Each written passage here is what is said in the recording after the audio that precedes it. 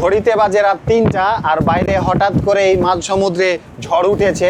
বাইরে প্রচণ্ড বাতাস, মনে হচ্ছে আমাকে উড়াই নিয়ে যাবে, আমি দাঁড়ায় থাকতে পারতেছি না।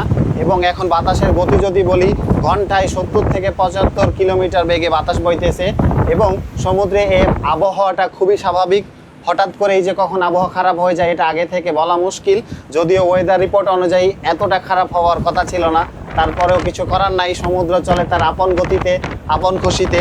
এবং বাইরে হঠাৎ করেই এই বাজে ওয়েদারের মধ্যেও আমরা আমাদের জাহাজ নিয়ে এখন হেডিং করেছি ইন্দোনেশিয়ার দিকে আমরা রওনা হয়েছি।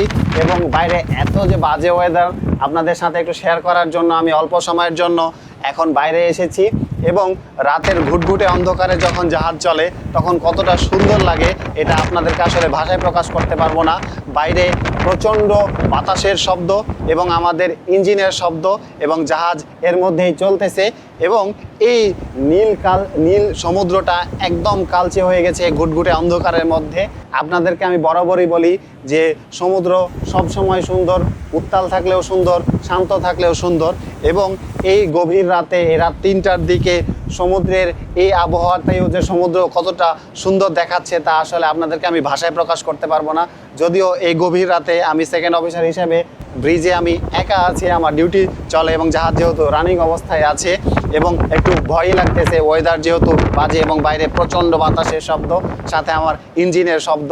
তো ভিডিওটি কেমন লাগলো অবশ্যই সবাই জানাবেন। আমি সাথে ছিলাম ওয়াহিদ হাসান নয়ন, নয়ন অন দ্য সি পেজ থেকে। আসসালামু আলাইকুম।